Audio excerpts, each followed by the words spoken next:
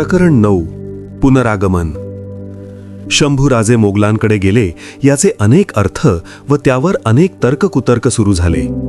त्याचा फायदा रायगडावरील त्यांच्या विरोधकांनी उठविला तर आश्चर्य वाटायला नको. अंतरंग महाराज जाणून होते म्हणून बरे. शंभूराजांच्या सहकार्याने विजापूरची आदिलशाही बुडविण्याचे दिलेर खानाने ठरविले. त्यामुळे भयभीत होऊन गेलेल्या आदिलशहाच्या वजीराने महाराजांकडे मदतीसाठी धाव घेतली. महाराजांनी मोगली सेनावर वेगवेगळ्या बाजूंनी छापे घालायला सुरुवात केली. त्याला प्रत्युत्तर म्हणून दिलेर खानाने महाराजांच्या गडांवर हल्ले करायला आरंभ केला.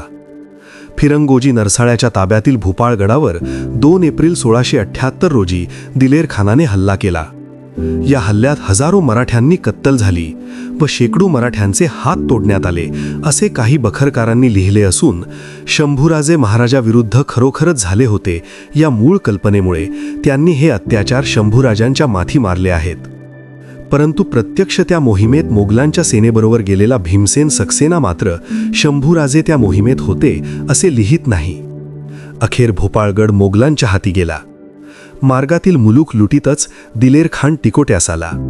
त्याच्या अत्याचारांना भिवून शेकडो स्त्रियांनी विहिरीत उड्या घेतल्या. जे बाहेरून दिसत नव्हते ते आतून शंभू महाराजांना स्पष्ट दिसू लागले. स्त्रियांवरील अत्याचार, त्यांच्या जीव घेण्या किंकाळ्या, तान्हुल्यांचे आक्रोश, वृद्धांचे हाल आणि हजारो निरपराध स्त्री पुरुषांच्या अमानुष कत्तली ही मुसलमानी युद्धाची रीत होती. गावेच्या गावे बेचिराख करून जाळून टाकली जात. शेकडो तरुणींवर वासनासक्त लांडग्यांनी तुटून पडावे आणि त्यांना पळवून आपल्या भोगदासी बनवाव्यात हा तर मुसलमानी आक्रमकांच्या राक्षसी संस्कृतीचा जणू धर्मच होता. दिलेर खान तिकोट्याहून अथणीस आला. सैन्याला लूटमार करायला फरमावले. प्रचंड संख्येने पुरुष कैद केले. स्त्री पुरुषांच्या किंकाळ्यांनी सारे आकाश दुमदुमून निघाले.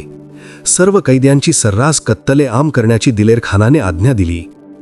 आता मात्र शंभूराजांचा क्रोध अनावर झाला. त्यांनी सरळ तलवार उपसली आणि ते दिलेर खानावर धावून गेले. हे काय चालले आहे? निरपराध माणसांच्या कत्तली कसल्या करता? अरे माणसं आहात तुम्ही की सैतान? संतप्त शंभूराजांपुढे दिलेर खानाला मनगटे चावत गप्प बसणे भाग होते. आता तो शंभूराजांचा काटा काढण्याच्या योजना आखू लागला. पण लवकरच योग्य संधी साधून शंभूराजांनी मोगली चाकरीला रामराम ठोकला. या दुष्ट राक्षसांना नामशेष करणे हेच आता आपले जीवित कार्य असा निश्चय करून ते 1 डिसेंबर 1679 बाहेर पडले आणि तडक पन्हाळ्याला परतले. महाराजांना हे वृत्त कळताच तेही पन्हाळ्याला निघून आले.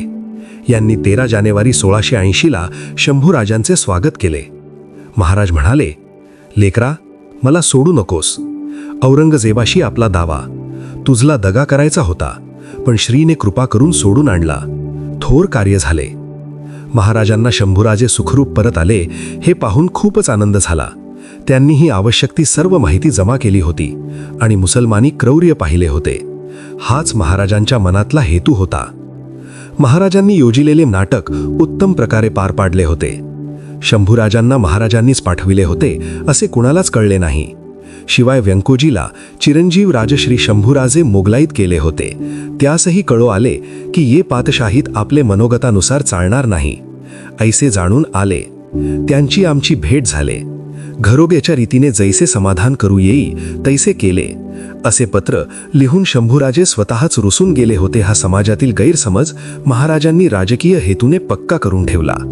शिवरायांचे राजकारण हिमनगासारखे होते. त्याचे वर दिसणारे टोक जे खालचा आकार किती प्रचंड आहे हे कळू देत नाही, त्याप्रमाणेच महाराजांचे राजकारणी धोरण असे. आग्र्याहून परतल्यावर शंभूराजे मृत्यू पावल्याची कंडी त्यांनीच पिकविली होती. सुरतेच्या लुटीच्या वेळी गणदेवीला जात असल्याचा बहाणा त्यांनीच केला होता. यालाच राजकारण म्हणतात. राजारामाच्या लग्नात विघ्न नको म्हणून शंभूराजांना आपणच मोगलांकडे पाठविले होते हे ते लग्न झाल्यावर महाराज सर्वांना जाहीरपणे सांगणार असालेत. तथापि अर्ध्यावरती डाव मोडला आणि शंभूराजांची खरी हकीकत अप्रकटच राहिली.